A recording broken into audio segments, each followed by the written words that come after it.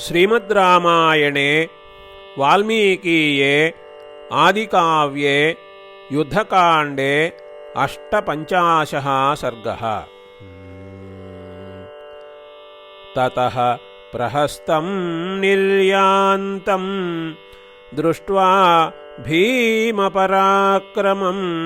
उवाच सस्मितं रामः विभीषणमरिन्दमः।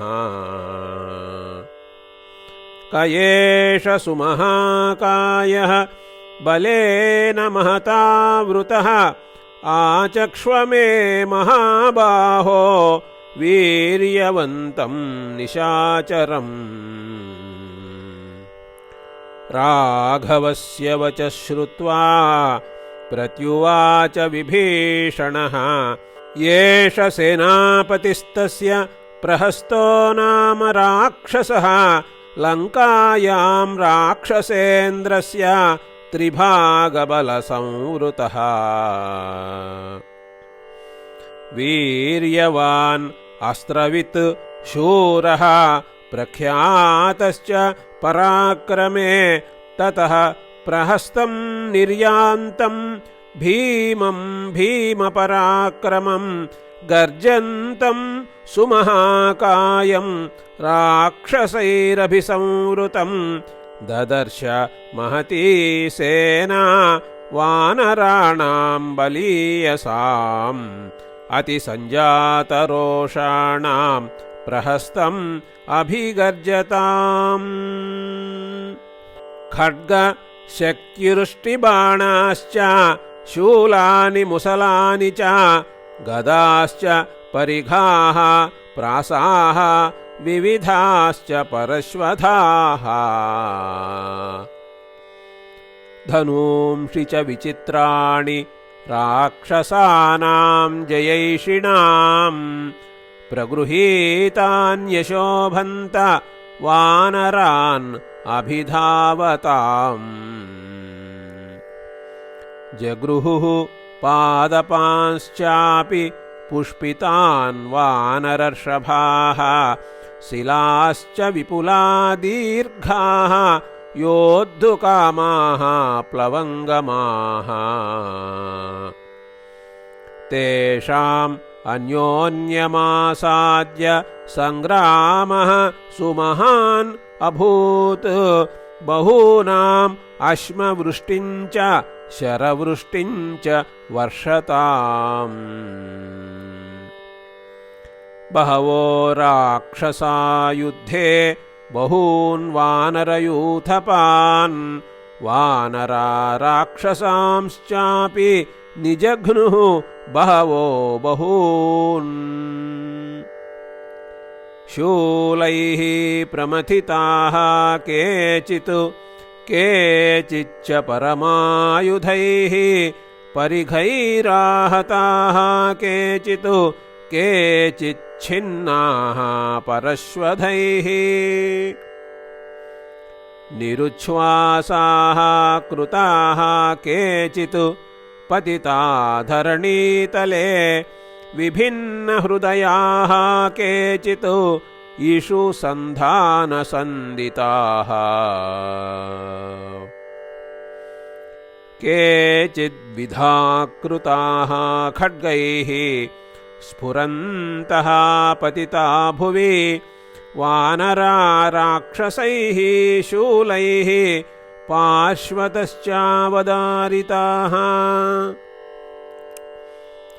वानरैश्चापि संक्रुद्धैः राक्षसौघाः समन्ततः पादपैर्गिरिशृङ्गैश्च सम्पिष्टा वसुधातले। वज्रस्पर्शतलैर्हस्तैः मुष्टिभिश्च हता भृशं वेमुः शोणितमास्येभ्यः विशीर्णदशने क्षणाः।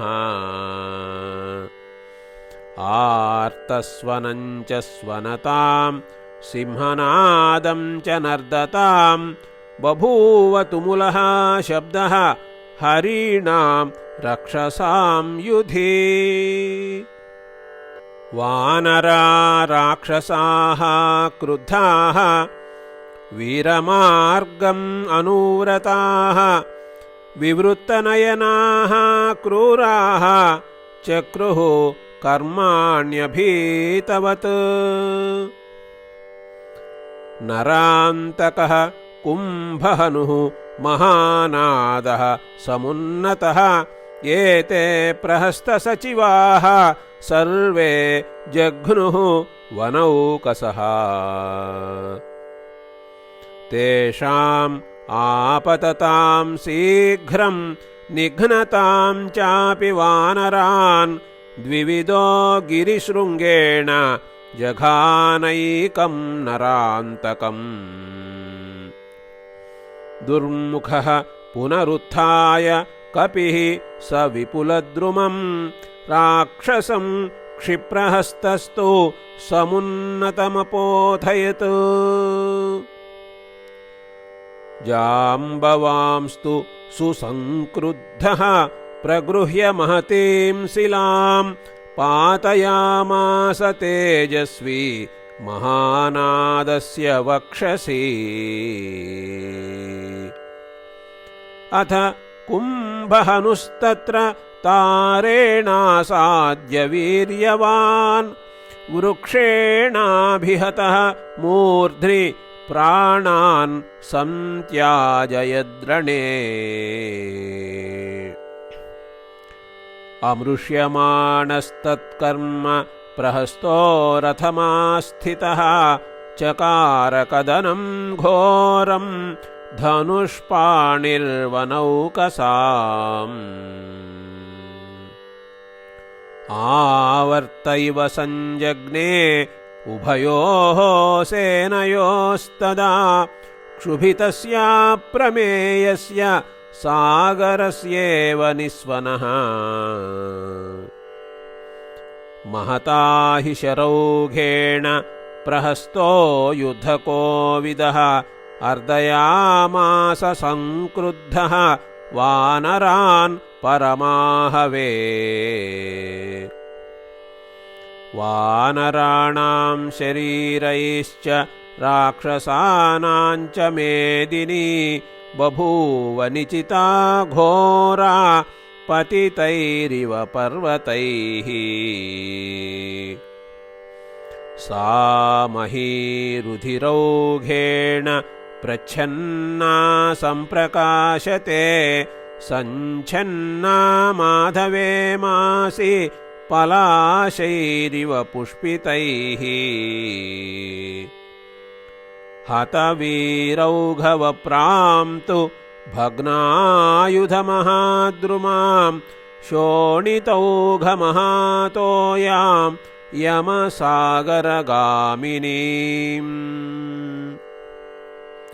यकृत्प्लीहमहापङ्कां विनिकीर्णान्त्रशैवलां भिन्नकायशिरोमीनाम् अङ्गावयवशाद्वलां गृध्रहंसगणाकीर्णां कङ्कसारससेवितां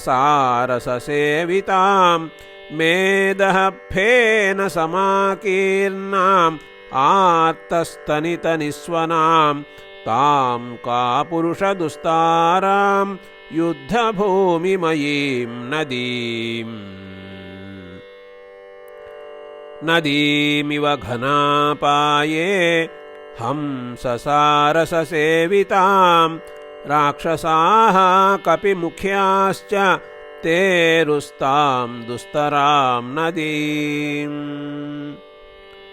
यथा पद्मरजोध्वस्तां नलिनीं गजयूथपाः ततः सृजन्तं बाणौघान् प्रहस्तं स्यन्दने स्थितं ददर्श तरसा नीलः विनिघ्नन्तं प्लवङ्गमान् उद्धूत इव वायुः खे महदभ्रबलं बलात् समीक्ष्याभिद्रुतं युद्धे प्रहस्तो वाहिनीपतिः रथेनादित्यवर्णेन नीलमेवाभिदुद्रुवे स धनुर्धन्विनां श्रेष्ठः विकृष्य परमाहवे नीलाय व्यसृजद्बाणान् प्रहस्तो वाहिनीपतिः ते प्राप्य विशिखा नीलं विनिर्भिद्य समाहिताः महीं जग्मुर्महावेगाः रुषिता इव पन्नगाः नीलः शरैरभिहतः निशितैर्ज्वलनोपमैः सतं परमदुर्धर्षम् आपतन्तं महाकपिः प्रहस्तं ताडयामास वृक्षम् उत्पाट्य वीर्यवान् स तेनाभिहतः क्रुद्धः नदन् राक्षसपुङ्गवः ववर्ष शरवर्षाणि प्लवङ्गानां च मूपतौ तस्य बाणगणान् घोरान् राक्षसस्य महाबलः अपारयन् वारयितुं प्रत्यगृह्णान्निमीलितः यथैव गोवृषो वर्षं शारदं शीघ्रमागतम् एवमेव प्रहस्तस्य शरवर्षं दुरासदम् निमीलिताक्षः सहसा नीलहासेः सुदारुणम् रोषितः शरवर्षेण सालेन महता महान् प्रजघानहयान्नीलः प्रहस्तस्य मनोजवान् ततः स चापम् उद्गृह्य प्रहस्तस्य महाबलः बभञ्जतरसा नीलः ननाद च पुनः पुनः विधनुस्तु कृतस्तेन प्रहस्तो वाहिनीपतिः प्रगृह्य मुसलं घोरं स्यन्दनादवपुप्लुवे तावुभौ वाहिनीमुख्यौ जातवैरौ तरस्विनौ स्थितौ क्षतजदिग्धाङ्गौ प्रभिन्नाविव कुञ्जरौ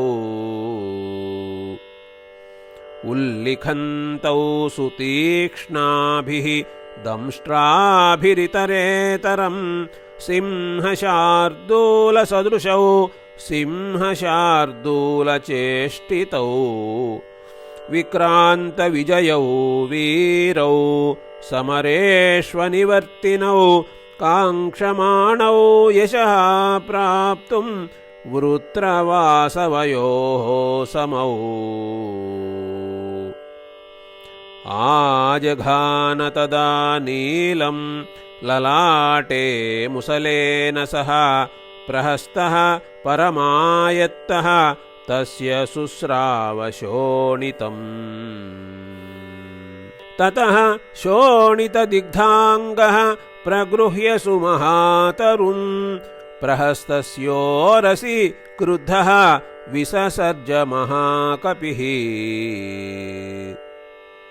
तमचिन्त्य प्रहारं सः प्रगृह्य मुसलं महत् अभिदुद्रावबलिनं बलान्नीलं प्लवङ्गमम् तमुग्रवेगं संरब्धम् आपतन्तं महाकपिः ततः सम्प्रेक्ष्य जग्राह महावेगो महाशिलाम् तस्य युद्धाभिकामस्य मृधे मुसलयोधिनः प्रहस्तस्य शिलां नीलः मूर्ध्नि तूर्णम् अपातयत् सा तेन कपिमुख्येन विमुक्ता महती शिला बिभेद बहुधा घोरा प्रहस्तस्य शिरस्तदा। स गतासुः गतश्रीकः गतसत्त्वः गतेन्द्रियः पपात सहसा भूमौ छिन्नमूल इव द्रुमः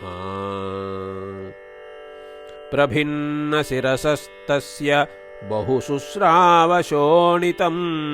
शरीरादपि शुश्राव गिरेः प्रस्रवणं यथा हते प्रहस्ते नीलेन तदकम्प्यं महद्बलं रक्षसाम् अप्रहृष्टानां लङ्काम् अभिजगामः न शेकुः समरे स्थातुं निहते वाहिनीपतौ सेतुबन्धं समासाद्य विकीर्णं सलिलं यथा हते तस्मिंश्च मुमुख्ये राक्षसास्ते निरुद्यमाः रक्षःपतिगृहं गत्वा ध्यानमूकत्वमास्थिताः प्राप्ताः शोकार्णवं तीव्रं निस्सङ्ना इव ते भवन्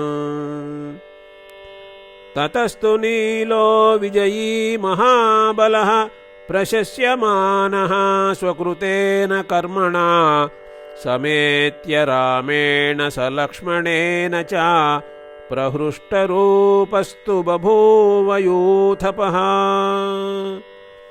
इति आर्षे श्रीमद्रामायणे वाल्मीकीये आदिकाव्ये युद्धकाण्डे 58 सर्गः।